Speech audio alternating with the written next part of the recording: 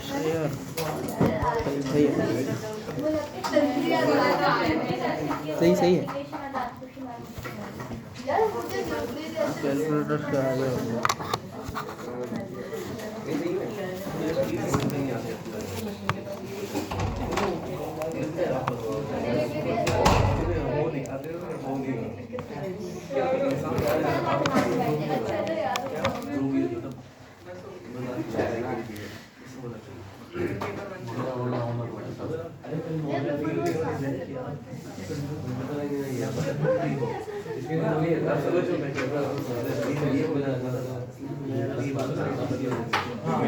इस चैप्टर में ये 4 areas features of the cell membrane, functions of cell membrane, cell signalling and transport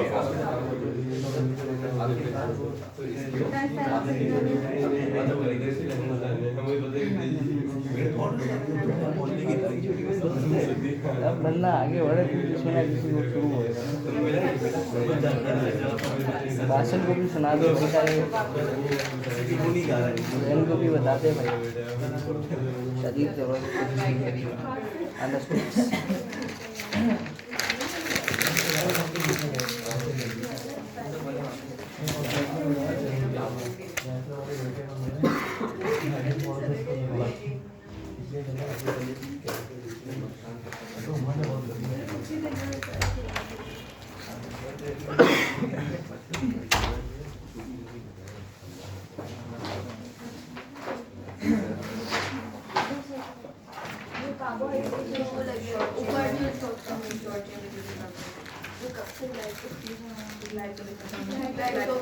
इसके लिए मैंने आपको दिया था ना जो सुपर कल फोटो कॉपी दिया था वो सबसे बेस्ट है। ये देखें फ्लूइड मोज़ेक मॉडल में सबसे पहली चीज तो है कि आपने 3 सर्कल्स ऊपर बनाए 3 सर्कल्स नीचे बनाए जो एक दूसरे को टच कर रहे हैं और उसके बाद इसमें से आपने ये फैटी एसिड की लेग्स निकाल दी।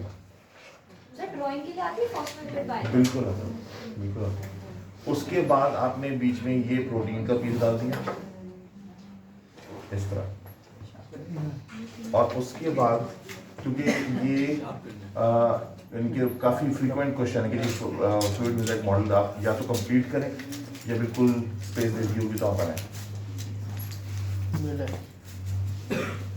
अब ये फीचर्स वाले उसमें आ रहे हैं कि इसका स्ट्रक्चर है कैसा।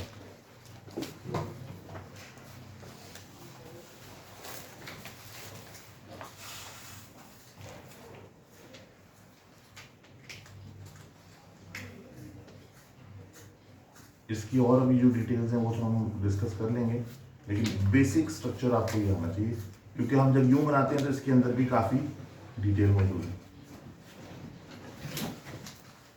कुछ ऐसे प्रोटीन्स होंगे जो सिर्फ एक साइड को टच कर रहे होंगे लाइक ये वजह से।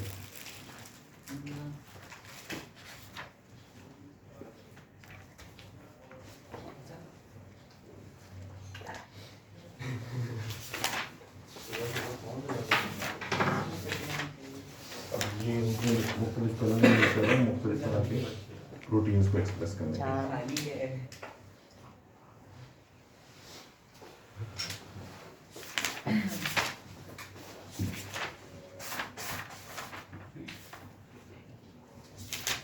ये बाहर जो है ये है एक्वस एक्स्ट्रा सेलुलर मैट्रिक्स जो अंदर है वो है एक्वस साइटोप्लाज्म। अब यहाँ पर आपको फीचर्स निकालने के the structure of the cell membrane is explained by the fluid mosaic model. According to the fluid mosaic model the phospholipid the membrane is made up of a phospholipid bilayer. The phospholipid bilayers are arranged in such a way that their hydrophilic heads face away from each other into the external aqueous extracellular matrix and the inner aqueous cytoplasm. तो hydrophilic heads होते हैं इनमें glycerol included है? बिल्कुल इसमें glycerol included है। Glycerol जो hydrophobic नहीं होगा? ग्लिसरॉल कार्बन हाइड्रोजन होते हैं। जब फॉस्फेट लग जाता है तो वो हाइड्रोफिलिक हो जाता है। ग्लिसरॉल ग्लिसरॉल क्योंकि छोटा है ना, तो अगर हम इसको व्यू देखें तो फॉस्फेट यहाँ लग गया और ये ग्लिसरॉल है।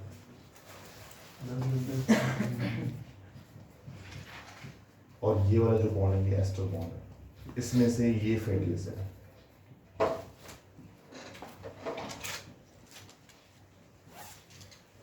तो दो होंगे ना? हाँ इसमें दो होंगे क्योंकि वो बाकी उसमें रखे हैं। तो ये फॉस्फेट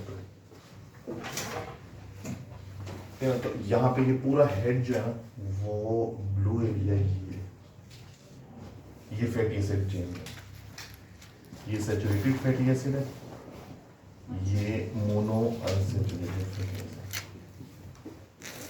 इसकी मेन चीज पता है क्या, आपकी जो फ्रेजिंग है ना, जो इसमें आपने एक्सप्लेन करना है, डिस्क्राइब करना है, वो आपको याद करना पड़ेगा, वरना इसमें मार्क्स नहीं मिलेंगे। तो the cell membrane, the structure of the cell membrane can be explained by the fluid mosaic model.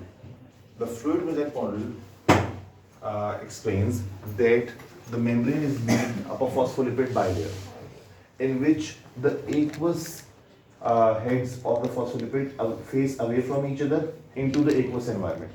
Externally, it is an aqueous extracellular matrix, and internally, it is an aqueous cytoplasm. The hydrophobic head make an inner zone called the hydrophobic region.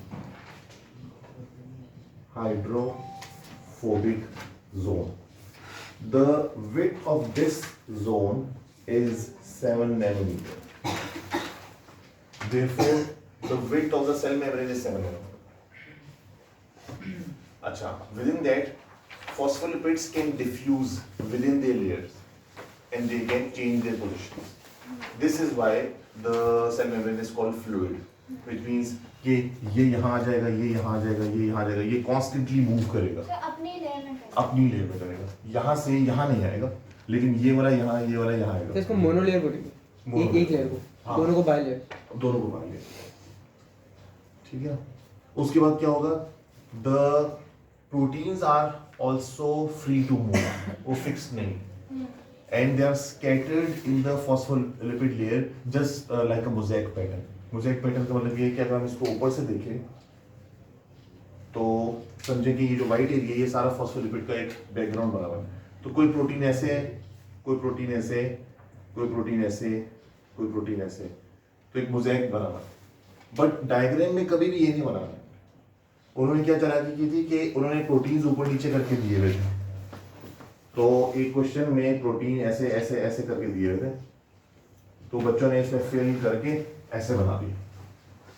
तो phospholipid membrane ऊपर से कभी भी नहीं आएगी, हमेशा phospholipid bilayer यूं आती है।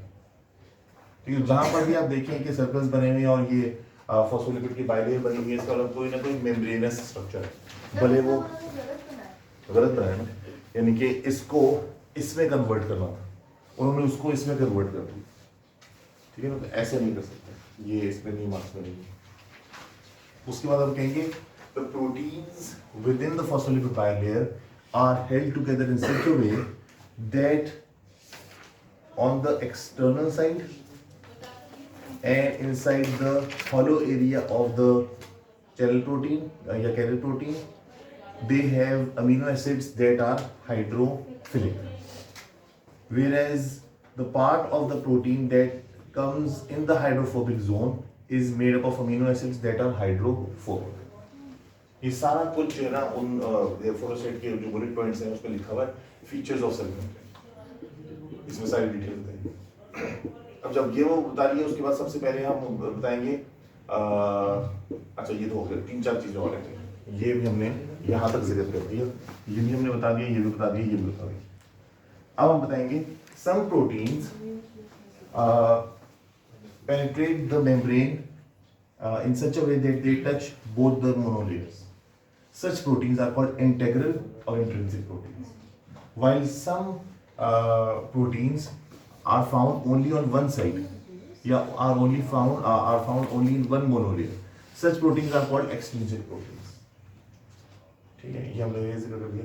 अब प्रोटीन्स की बात हम करेंगे कि some of the proteins extrinsic protein जो होते हैं ये वो टेम्परेरी होते हैं। नहीं पेरिफेरल होता है ना ये, पेरिफेरल यानी कि या तो इधर होगा हाँ। या इधर होगा। अगर फिक्स नहीं है हाँ, ऊपर fix नीचे भी हो सकते हैं, इसलिए बोलते हैं उन्हें पेरिफेरल। बिल्कुल पेरिफेरल मतलब होता है किनारे पे, सही ना। तो ये मैं हटाता हूँ यहाँ से। उसको कहेंगे some proteins are connected with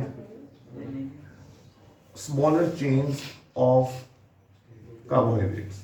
These carbohydrates are called oligosaccharides. These serve as antigens or cell-to-cell surface identity markers. And this entire structure is called glycoprotein. Some phospholipids are also connected with similar shorter chains of carbohydrates. They are called glycolipids. ये glycoprotein हो गया, ये glycolipid हो गया. They may serve as a receptor site or they may also serve as antigen or cell-to-cell surface identity marker. तो antigen और सेंट्रोजन सबसे identity marker एक बात नहीं? एक ही बात है। असल में सिर्फ ये होता है कि वो फॉरेन के कॉन्टेक्स्ट में हम उसको एंटीजन बोल रहे होते हैं, जबकि हम एक ही टिश्यू के कॉन्टेक्स्ट में उसको सेल आइडेंटिटी मार्कर बोल रहे हैं। जैसे बुक में लिखा है, ये पूरे जो है ना आपको ये पॉइंट्स बैठ के याद करने हैं। उसके बाद कहेंगे कि cholesterol is also found in some areas.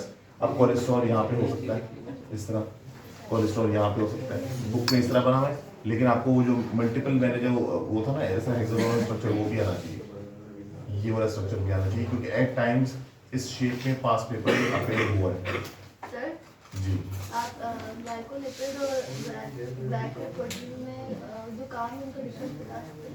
नहीं, काम में डिफरेंस यही नहीं है, बेसिकली ग्लाइकोप्रोटीन दोनों एंटीजन के टॉपिक, क्योंकि वो बेसिकली कार्बोहाइड्रेट का रोल है। तो फर्क सिर्फ ये है कि एक केस में वो प्रोटीन पे अटैच होगा, एक केस में वो फॉस्फोलिपिड पे अटैच। रिसेप्टर भी यूज कर सकता है? नहीं, जो प्रोटीन वाला वो रिसेप्टर नहीं होता, प्रोटीन में रिसेप्टर या तो प्रोटीन रिसेप्टर से आते हैं, ठीक है, या फिर वो प्रोटीन रिसेप्टर में यूज लिपिड वाला। तो सर ये टी लिपोसाइट्स का टी लिपोसाइट तो हम आगे जाके पढ़ेंगे ब्लड के अंदर, इम्यूनिटी के अंदर। इसमें सेल्स वाले जो वर्क है टी लिपोसाइट्स। हाँ, उसमें ये लिखा होगा कि सेल टू सेल सिग्नलिंग के अंदर वो आएगा कि ये एक सेल है, इसके अंदर ये वाई शेप प्रोटीन बना है, इसको रिसेप्टर साइट कहते हैं। अगर ये बैक्टीरिया आता है और बैक्टीरिया के ऊपर एंटीजन लगा हुआ है, तो ये बैक्टीरिया के एंटीजन को फिजिकली कनेक्ट करेगा और डिटेक्ट कर लेगा कि ये बैक्टीरिया जो है फॉरेन पार्टिकल। तो सर वो रिसेप्टर बैक्टीरिया पे लगा हुआ है? रिसेप्टर नहीं लगा हुआ, रिसेप्टर तो ये वाई शेप है, ये टी लिम्फोसाइट पे लगा हुआ है। सही। ये जो एरो टाइप का एंटीजन ये बैक्टीरिया पे लगा हुआ है। एरो टाइप चीज तो हर एक पे लगी होगी ना, वायरस पे भी होगा, हर सेल पे होगा, तो ये आइडेंटिफाई करवाता है इसको कि ये फॉरेन सेल। बेसिकली बैठ के ना आपको इसके सारे बुलेट पॉइंट जो याद करने हैं, फिर कोलेस्ट्रॉल का रोल आपको याद है। कोलेस्ट्रॉल के दो फंक्शंस हैं। Cholesterol is found with in the membrane, it discourages the close packing of the phospholipids, therefore it makes the membrane more fluid. Sir book में लिखा है लेस फ्लूइड करते हैं। Yes sir. नहीं, हाँ, इसमें भी बड़ी वो खास बात है कि ये जो नॉर्मल बुक में वैसे लिखा है ना, बुक के अंदर वो ये है, लेकिन पास पेपर्स में अगर आप जाएंगे तो उसमें लिखा है टेम्परेचर डिपेंडेंट है कि हायर टेम्परेचर पे ये उसकी स्टेबिलिटी जो है वो लेस करेगा और लो टेम्परेचर पे स्टेबिलिटी को कम करेगा।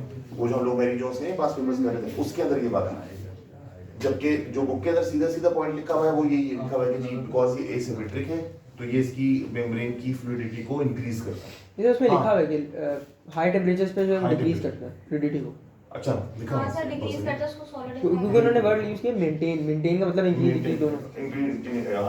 लेकिन ये नॉर्मली जो बुलेट पॉइंट मैंने आपको दिए थे उसमें तो इंक्रीज ही लिखा हुआ है। वो अलग बात है कि फाइन प्रिंट में अंदर कहीं लिखा होगा, लेकिन जो सोपर की जो फोटो कॉपी दी थी उसमें तो इंक्रीज ही लिखा हुआ है। लेकिन मार्क्स की में ये है कि जी हाँ, उसमें डिक्रीज दोनों भी है, अलाउड उसमें है, दोनों। हाँ, मेंटेन। उसके अलावा ये है कि it also plugs in the permeability कि यहाँ से यहाँ तक जो लीकेज है ना स्मॉल उसकी, उसको वो प्लग इन करता है और वो मोर इम्परमिएबल बनाता है।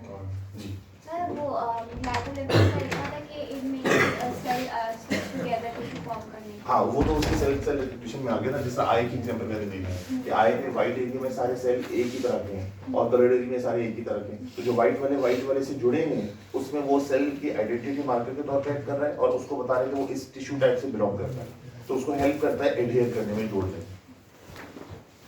तो ये फीचर्स हो गए, ठीक है ना, फीचर्स एक साइड हो ये गए। प्लग वाला क्या बताया था?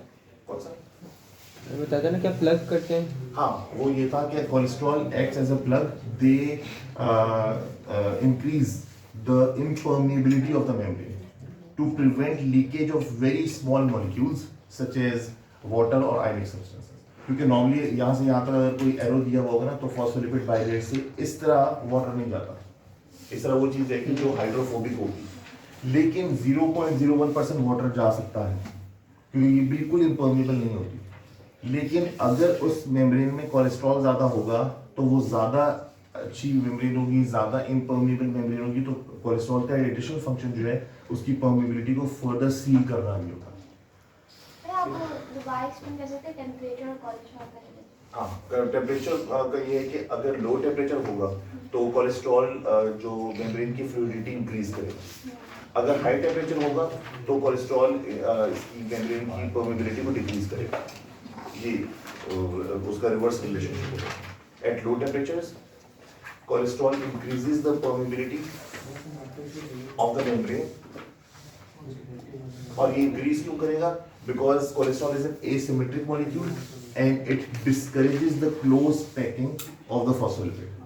जिस तरह फॉस्फोलिपिड के अंदर अगर हम ये कहते हैं कि ये जो इसके फैटी एसिड टेल्स हैं ये सैचुरेटेड है, तो ये क्लोजली पैक्ड हो जाते हैं। जब क्लोजली पैक होंगे तो ये क्या होंगे? ये इनकी फ्लूइडिटी कम हो जाएगी। लेकिन अगर ये इस तरह के होंगे कि अगर मैं कहूँ कि अनसैचुरेटेड इस तरह के होंगे जिसके अंदर अनसैचुरेटेड ये फैटी एसिड होंगे, तो ये क्लोज पैकिंग को डिस्करेज करेंगे और इसकी फ्लूइडिटी इंक्रीज करेगी। तो लो टेम्परेचर्स पे कोलेस्ट्रॉल जो है वो फ्लूइडिटी इंक्रीज करेगा। Why? Because it is asymmetric and it will discourage the close packing of the phospholipid. लेकिन हाई टेम्परेचर पे चेंज हो जाएगा। एसिमेट्रिक की क्या मीनिंग है? एसिमेट्रिक का मतलब सीधा नहीं है, यानी कि अगर ये चीज यूं है तो ये सिमेट्रिक है, अगर ये यूं करके ऐसे है तो एसिमेट्रिक है। ये हो गए आपके सारे फीचर्स। फीचर्स बेसिकली देखा जाए तो फीचर्स और फंक्शंस सारे जो है ना आपको मेमोराइज करने पड़ेंगे किसी न किसी तरह की। जो इसकी वर्डिंग है ना वो उसमें वो सारे टेक्निकल वर्ड्स डालने पड़ेंगे अगर आपको सही मार्क्स चाहिए। और इसके लिए बेस्ट वो हैंड आउट है जो मैंने दिया। सर उस हैंडआउट में सारे सेल की चीजें लिखी है। बिल्कुल, उस हैंडआउट में ये तीनों चीजें लिखी थी, वो ये और ये। हाँ, सेल सिग्नलिंग नहीं क्योंकि वो बाकी सब और यही उसके चार अलावा चीजें आ रही हैं।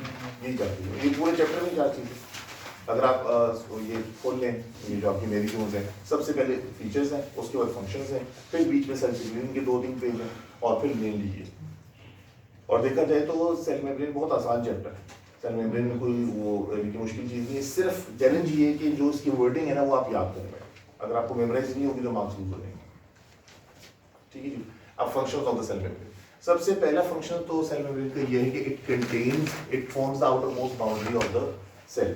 सो it contains the contents of the cell या साइटोप्लाज्म। उस खाली जो अंदर जो साइटोप्लाज्म होता है उसको कहते हैं प्रोटोप्लास्ट या प्रोटोप्लाज्म। ठीक है ना। तो प्लाज्म का मतलब है मटीरियल। तो इसका सबसे पहला तो फंक्शन ये है कि सेल के कंटेंट्स को अंदर रखें और उसकी एक आउटर मोस्ट बाउंड्री बनाएं।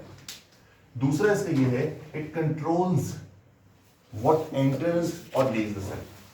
कि कोई चीज जो सेल के अंदर एंटर हो रही है और लीव हो रही है वो ये कंट्रोल करता है, which means it will only allow certain particles to enter or leave. For this reason it is called semi-permeable या partially permeable. अब हम कर रहे हैं functions of the membrane। तो दो चीजें हो गई। अब जितने भी इसके फंक्शंस की डिटेल है कि किस पार्टिकल ने एंटर होना है और किस जगह से एंटर होना है वो सेपरेट टॉपिक है। वो इतना डिटेल टॉपिक है कि उसकी टाइप्स अलग है, लेकिन उनके अलावा जो सारे फंक्शंस हैं वो मैं यहाँ पर लिस्ट कर देता हूँ। है ना। तो ये हम बता देते हैं यहाँ से।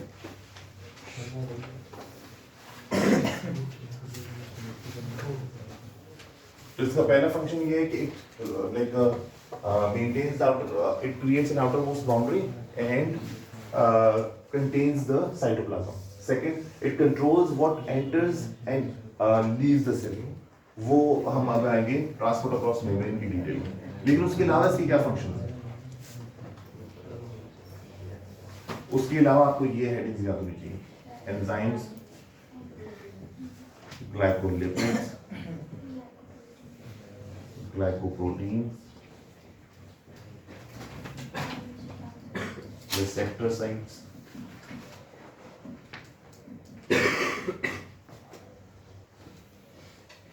उसके बाद सेल एनर्जेटिक्स,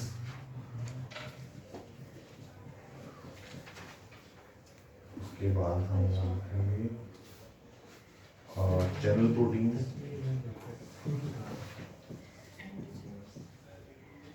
और कैरियर प्रोटीन।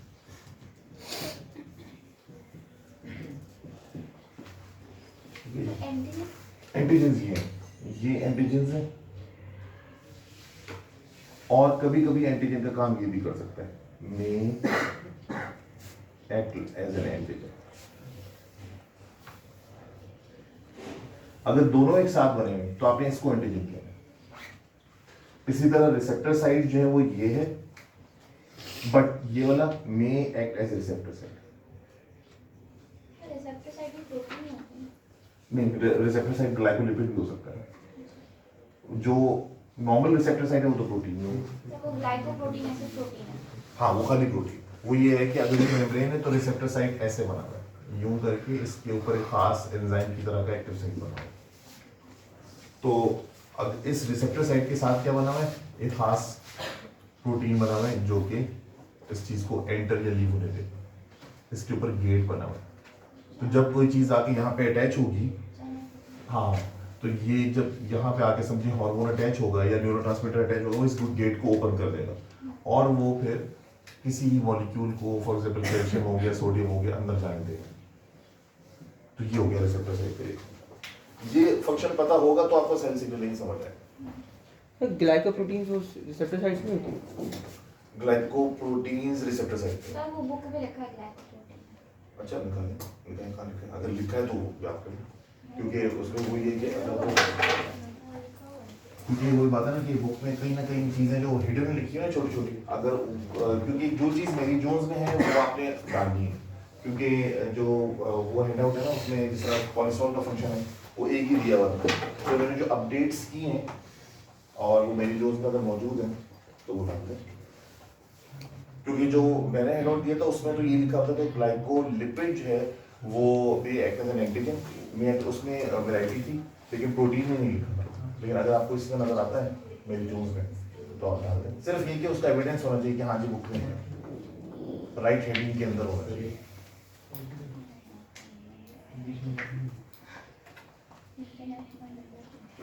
इसमें दे देंगे ना, यहाँ कहीं से निकाल लेंगे। इसमें देखिए बॉस, क्योंकि इसमें हर हेडिंग के अंदर ये दिए हैं, जहाँ पे है ना फंक्शन ऑफ द मेम्ब्रेन, तो फंक्शन ऑफ द मेम्ब्रेन के अंदर ये भी दिया हुआ, ये भी दिया हुआ, ये भी दिया हुआ, ये सारा कुछ दिया हुआ।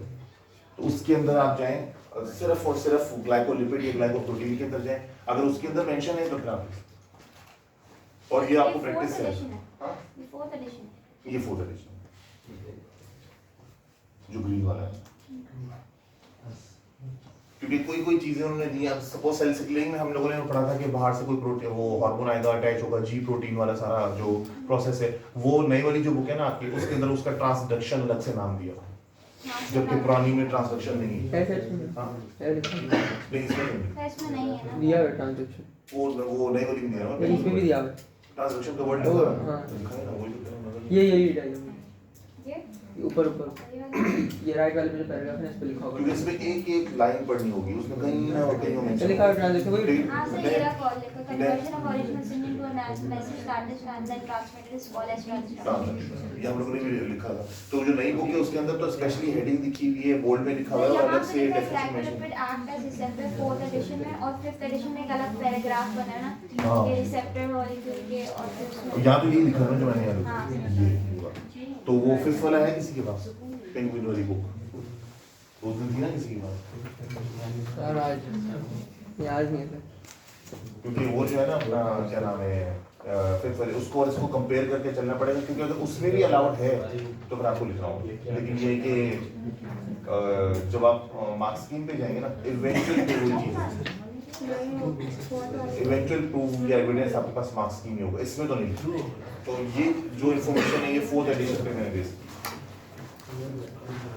सर ऐसे भी ज़्यादा से ज़्यादा 4 या 5 मार्क का आता है सवाल, हाँ लेकिन वही बात उसको भी है। इसमें अगर 4 5 लिख दिए तो मिल जाएंगे वहाँ से। हाँ लेकिन नहीं तो वो बड़ा स्पेसिफिक पूछते हैं। हाँ सर सर, ये लिखा है carbohydrate chains help glycoprotein glycolipid to act as receptor. जी सर ये लिखा हुआ है। ये लिखा है पहली लाइन में।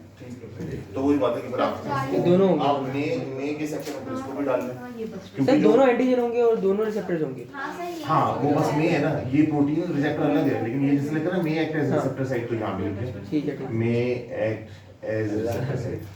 सर लेकिन अगर ग्लाइकोलिपिड और ग्लाइकोप्रोटीन दोनों का ऑप्शन दिया हुआ होगा तो फिर इसको तो लिखो, ग्लाइकोलिपिड। क्योंकि एक पास पेपर में ऐसा हो चुका कि उन्होंने दिया हुआ था भी इसमें से ये दोनों बने हुए थे, तो वो कह रहे थे कि रिसेप्टर साइट कौन सा है, तो वहाँ पे ग्लाइकोलिपिड ही अलाउड था, ग्लाइकोप्रोटीन अलाउड नहीं था। ये जो नई बुक में उठा रही है ना, एक लाइन लिखी हुई है may act as receptor site, क्योंकि बात पता है क्या बात ये कि ये जो मैंने आपको बताया जिसका एविडेंस दिया था कि बुक के अंदर कुछ चीजें जो है वो बिल्कुल वो 1% चीजें जो है ना वो अपडेट जो की है वो आपको देखना नजर रखनी पड़ेगी इसमें, क्योंकि कई दफा वो पहले में अलाउड नहीं थी, अब अलाउड है और थोड़ा बहुत चेंजिंग है, और आपको ये देखना पड़ेगा कि कहाँ पे उसने मार्क्स स्कीम में वो चीज हुई है, जिस तरह मैंने आपको बताया था सेंट्री सर तो मैं कहता हूँ ग्लाइकोप्रोटीन का मेन फंक्शन क्या है? हाँ ग्लाइकोप्रोटीन का मेन फंक्शन क्या है?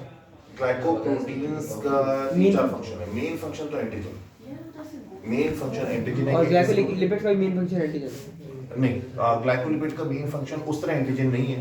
ग्लाइकोलिपिड का मेन फंक्शन ये है कि सेल और सेल के अंदर डिफरेंशिएट करना, क्योंकि होता क्या है कि जब सेल आके एक दूसरे सेल से कनेक्ट करेगा, ये एक सेल है और ये दूसरा सेल है, ये जुड़ा हुआ आपस में, तो इसमें एक दूसरे को डिटेक्ट कर रहे हैं कि ये किस तरह का है। अगर ये दोनों एक ही टिश्यू टाइप से बिलोंग करते हैं तो ये आपस में जुड़ेगा, इसको कहेंगे सेल टू सेल एडहेशन। लेकिन अगर ये एक तरह का नहीं है तो एक दूसरे से डिफरेंट टिश्यू टाइप को बिलोंग करेगा, तो उस तरह की जो आइडेंटिटी कर रहे हैं वो ग्लाइकोलिपिड का काम। लेकिन खाली ये जो एरो बना हुआ है ना, जो एंटीजन के तौर पे नॉर्मल बिहेव कर रहा है, वो ग्लाइकोप्रोटीन का काम। एंटीजन और सेल टू सेल रिकॉग्निशन अलग अलग चीज है। थोड़ा अलग अलग चीज़। अगर आप वो देखें, किसी के पास वो हैंडआउट पढ़े जो मैंने दिया था, हाँ सर हाँ उसमें से वो आप जरा पढ़े। हाँ ये जो है ना, इसके अंदर जो ये पेज है फीचर्स ऑफ फंक्शन, बस ये आपने गौर से पढ़ा। अब ऐसा करें कि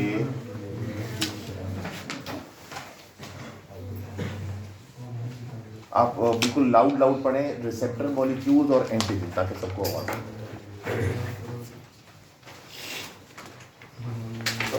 रिसेप्टर मॉलिक्यूल पहले एंटीजन पढ़ लें। Antigens, these act as cell identity markers or name tags. They are glycoproteins. That is proteins with branching carbohydrate chains like antenna. There is an enormous number of possible shapes to these side chains. So each type of cell can have its own specific markers. This enables cells to recognize other cells and to behave in an organized way. For example, during development of tissues and organs in multicellular organisms. It also means that foreign antigens can be recognized and attacked by the immune system. अब ये सब कुछ सिर्फ और सिर्फ glycoproteins की detail में clearly जो हेडिंग है एंटीजन की वो सिर्फ इसके अंदर लिखी है। अब जरा ऊपर जाए, रिसेप्टर साइड वो पढ़े। Receptor molecules, proteins have very specific shapes as discussed in chapters 3 and 4. This makes them ideal as receptor molecules for chemical signaling between cells. For example, hormones are chemical messengers which circulate in the blood but only bind to specific target cells which have the correct receptor sites. ये अब ये receptor site है, ये इसमें कोई वो confusion Glyco- नहीं, इसमें कोई इसमें वो कार्बोहाइड्रेट चेन नहीं है। कार्बोहाइड्रेट चेन नहीं है, सीधा सीधा रिसेप्टर साइट है। एक एग्जांपल ये एग्जांपल किसकी है? साइनैप्स की, न्यूरोट्रांसमीटर वाला। लेकिन हार्मोन में क्या है कि यहाँ पे आके अटैच होगा तो इस चैनल प्रोटीन के खुलने के बजाय नीचे जी प्रोटीन होगा, जी प्रोटीन से आगे फिर एडेनाइलेज साइक्लेज वो एक्टिवेट होगा, सेकेंडरी मैसेंजर होगा, वो ट्रांसडक्शन। ठीक है, अब उस वो पढ़े ग्लाइकोलिपिड वाला, ग्लाइकोलिपिड का भी होगा। Glycolipids also have branching carbohydrate side chains and are involved in cell-to-cell recognition. ये देखो अब ये आया ना सेल टू सेल रिकग्निशन। अब ये जो सेल टू सेल रिकग्निशन उसने एंटीजन से अलग उसको अच्छा, वो अलग है। वो अलग है। क्या फर्क होगा एंटीजन और सेल-टू-सेल recognition? देखिए, अगर आपकी बॉडी में बैक्टीरिया का एंटर हुआ तो आपकी व्हाइट ब्लड सेल को कौन बताएगा कि ये फॉरेन सेल है? एंटीजन। एंटीजन बताया। एंटीजन ये स्ट्रक्चर है, ठीक है। ठीक है। लेकिन इस स्ट्रक्चर को आइडेंटिफाई करके टिश्यू टाइप को भी तो डिफरेंशिएट करना है। जो बेस्ट एग्जांपल मैंने दी कि ये आंख का व्हाइट वाला हिस्सा एक स्केलर अलग टिश्यू है और कलर वाला हिस्सा अलग टिश्यू है। व्हाइट वाला कलर वाले में नहीं जा रहा, कलर वाला व्हाइट वाले में नहीं जा रहा। ये फंक्शन जो है वो इसका है कि एंटीजन के साथ जो एक पेयरिंग करनी है ना, वो इस ग्लाइकोलिपिड नहीं करनी है। ओलिगोसेक्राइड लगा हुआ है लिपिड के ऊपर, फॉस्फोलिपिड के ऊपर। तो यहाँ फंक्शन है, जरूरी नहीं है कि वो एंटीजन के तौर पे भी काम कर सकते हैं। सर मार्क स्कीम में एक ही दिया हुआ है, उन्होंने स्लैश करके एंटीजन। हाँ, इवेंचुअली पता क्या है, मार्क स्कीम में दिया हुआ तो आप लिख सकते हैं, कोई बात है, क्योंकि बहुत हल्का सा डिफरेंस होगा दोनों में। हल्का सा होगा, क्योंकि बात ये है कि अगर मार्क स्कीम में ऐसी चीजें अलाउड हैं जो कि बुक पे नहीं है या लिखा हुआ है, तो इवेंचुअली आपने मार्क स्कीम ही फॉलो। तभी मेरा इतना ज्यादा फोकस होता है कि जब आप एक लेवल पे बेसिक नॉलेज पढ़ लें, तो जब तक आप पेपर ना लेकर आए, जब तक पेपर में क्लास में बैठ के सही उसके आंसर्स लिख ना लें और वो जाके पूरे सही मेमोराइज कर ना लें, तब तक श्योरिटी नहीं है कि अच्छा लिखेगा। क्योंकि वहाँ इवेंचुअली आप अपने वर्ड्स में लिखना शुरू कर देंगे, वो मार्क स्कीम से मैच नहीं कर रहा, तो मार्क। तो बस सिर्फ कीवर्ड्स इंपॉर्टेंट है। कीवर्ड्स तो हैं, लेकिन कीवर्ड्स की फ्रेजिंग बड़ी इंपॉर्टेंट है। लेकिन कीवर्ड्स तो सपोज वो लिखे हैं सारे, लेकिन आप अगर मैं आपको खाली ये बोलूं कि जी फॉस्फोलिपिड बायलेयर जरा इसको एक्सप्लेन करें, तो अगर क्लास में 10 बच्चे होंगे ना, तो 10 में से सिर्फ 3 सही एक्सप्लेन कर पाएंगे, जिसको हम कहते हैं डिस्क्राइब करें। बाकी कहीं ना कहीं उसकी डिस्क्रिप्शन में काम खराब करें। पहला नाम तो मेरा है। वो तो नंबर्स बता देंगे, जो टेस्ट नंबर होंगे। क्योंकि ये है ना, खाली कहना बहुत है कि जी कीवर्ड्स हैं, लेकिन मसला पता है क्या है कि अगर आपके पास पास पेपर्स नहीं पढ़ेंगे होंगे, यानी कि क्लास में नहीं होंगे, और आप अगर उसके 4 लाइन्स या 5 लाइन्स यहाँ पर हम लोग बैठ के उसको फिल नहीं करेंगे, तो आपको आइडिया नहीं होगा क्या लिखना है। खाली ये कह देना कीवर्ड्स है, तो कीवर्ड्स तो मार्क्स स्कीम में लिखेंगे। मार्क्स स्कीम जो है वो कीवर्ड्स की लिस्ट ही तो है, या पॉइंट्स की लिस्ट है, पॉइंटर्स की लिस्ट है। उसको कनेक्ट करके सही तरह से डिस्क्राइब करने के 2 सोर्सेज हैं।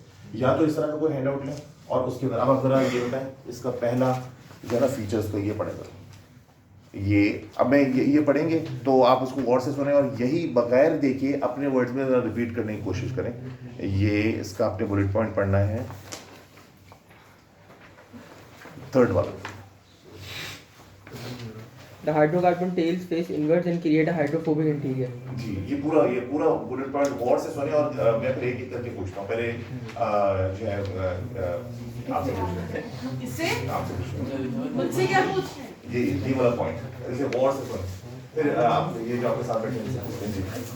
सर तीसरा चौथा पढ़ता हूँ, तीसरा और से सुने, ये जरा रिपीट करके बताएं फिर। The hydrophilic phosphate heads of the phospholipids face outwards into the aqueous environment inside and outside the cell. Sir इतना तेज बोल रहे हैं दोबारा The hydrophilic phosphate heads of the phospholipids face outwards into the aqueous environment inside and outside the cell. अब जो मैंने यहाँ पे चीज बताई थी, ये वाला है, ये और ये, ठीक है। अब ये फॉस्फोलिपिड के हेड्स है, ये एक दूसरे से क्या कहते हैं अवे फेस कर रहे हैं।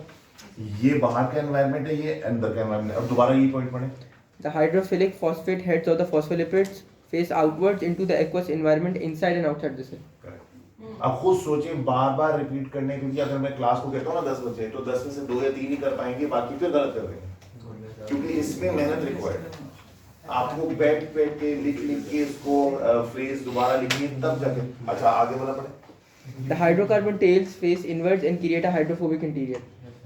अच्छा, उसके बाद वाला पढ़े, वो जो प्रोटीन वाला है, आई थिंक वो दूसरे वाले का पहला, Many protein पहला।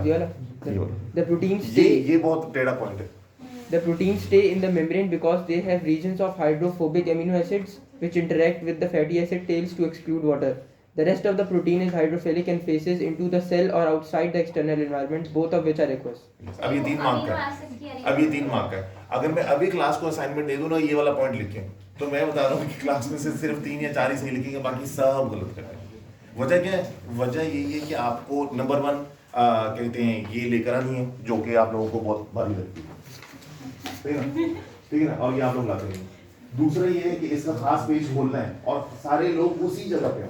अब एक जो है वो एक मसला की लेकर आएगा, दूसरा दूसरे की लेकर आएगा, उसका काम नहीं बनेगा। सर कौन सा पेपर है? वो पेपर कॉमन आती है। पेपर ये है कि ये ना हो ना, इसमें ये होता है क्योंकि ये लेकर आनी है। देखें होता, मैं आपको बताता हूँ, ये अगर आप एक लेने जाएंगे ना, आपको आई थिंक 2000 की मिलेगी, 1800 की मिलेगी, 2200 की, ठीक है। लेकिन अगर यही चीज आपको कॉलेज सेल करेगा तो ये आपको 20,000 की पड़ेगी। कॉलेज से लेगा 100। मैं कॉलेज को दे नहीं दे रहा, क्योंकि कॉलेज क्या कहेगा, कॉलेज यूजुअली क्या होता है, कॉलेज ये कहते हैं कि इसके अंदर पूरा कोर्स है, सही है। तो बच्चे पता क्या करते हैं, क्या हमारे जो 11 चैप्टर हैं वो इसके अंदर मौजूद है। अब वो नया ट्रेंड क्या चला कि जी एक टीचर है, वो किसी कॉलेज में काम कर रहे हैं, वो उन्होंने टीचर ने और कॉलेज ने दोनों ने मिलकर कॉलेज के एडवर्टाइजमेंट करें। इसका एक सेक्शन होगा, उस एक सेक्शन को वो उसमें फिट कर देंगे, ठीक है, मार्क्स स्कीम समेत, और जो शुरू में नेट से इधर उधर से 4-5 पेज नोट्स के डालेंगे, उसको अलग से स्पाइरल बाइंड कर लेंगे। वो एक स्पाइरल बाइंड जिसमें कुछ कलर प्रिंट्स होंगे, आपको कम से कम 2000 की मिलेगी कॉलेज से, यानी कि आपकी फीस से कटेगी। तो अगर आपको सोचिए 1-2 हज़ार की मिल रही है तो 11 चैप्टर है, तो 11 कितने की पड़ गए? 22,000 के पड़ गए ना। तो लोग जो है वो बच्चे कहते हैं जिद कर रहे हैं मुझे वो चाहिए, मुझे टीचर के नाम से चाहिए, कॉलेज के नाम से चाहिए। भाई ये किसी ने लिखा नहीं है, ये कैम्ब्रिज के पास पेपर मार्केट में भरे पड़े, आप जाएंगे तो आपको सॉफ्ट कॉपी मिल जाएगी, ठीक है। तो कोई ये नहीं क्लेम कर सकता ये मैंने लिखा, पास में भी है ना, क्योंकि पास पेपर्स कैम्ब्रिज की शुरू के 4-5 पेज इकट्ठे करके उसको नोट्स कह देना, तो वो सबके लिए बड़ा आसान। क्योंकि आजकल वो जमाना नहीं है कि जी आपको चीज़ नहीं मिलेगी, आप गूगल करें, हर चीज़ आपको हाईएस्ट जो लेवल की एजुकेशन है ना, यानी कि पीएचडी और मास्टर लेवल की, वो भी नेट पर मिलेगी जी। तो ऐसा हो नहीं सकता कि आपको वो मिलेगी। तो वो सब कुछ करके अलग अलग बुकलेट आप अगर 2-2 हज़ार में लें और रियलाइज ना करें कि जी वो होगा, इससे क्या होता है कि बच्चे उस समय भाग लेते हैं। आप कोई से भी नोट्स उठा के देख लें, वो नोट्स टेक्स्ट बुक से ज़्यादा डिटेल होती है। तो अगर आपने इतनी डिटेल में जाना है इससे दोबारा टेक्स्ट बुक कर लें, क्योंकि इवेंचुअली मार्क्स किस में मिलेंगे कि आपके जो आंसर्स हैं वो इन चीज़ों से मैच करते हैं या नहीं करते। या तो ये अथेंटिक टेक्स्ट बुक है जो कैम्ब्रिज की है, या वो मार्क्स की है जो कि आपके पास है।